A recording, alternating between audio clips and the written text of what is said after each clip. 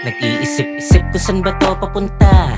Dinidikit-dikit yung alaala't pusta. Nananabik pa rin marami mang kumutya. Hindi nagpatangay sa matang mapangusga. Mas lalo lang tumitigas yung ulo pag nadadapa ko. Muling tumatayo na mag-isang walang reklamo. Sandamakmak yung tumawa panahong di sigurado. Sila ding nag-unahan nang hinginan ng balato. Ang buhay ay parang isang pelikula sa sine. Wala sa unahan, laging huli yung pagsisisi. Kung malimit yung sakit ay huwag ka munang gumaray. Suklian mo ng ngiti at magpatuloy ka sa biyahe. Marami pang panalo na nakaabang. Kung tanaw yung pagkatali, huwag magalangan. Ito'y aral sa kukoting dapat tandaan, na kailangan pumanik bago mo tungtungan.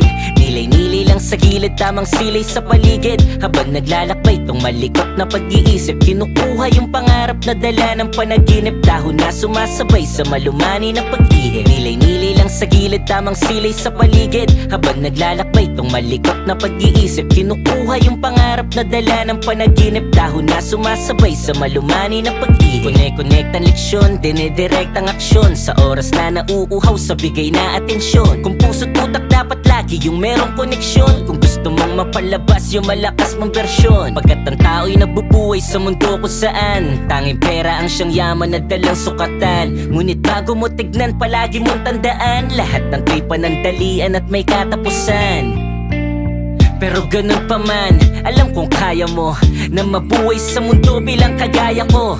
Tao ring nakakaramdam ng sama ng loob.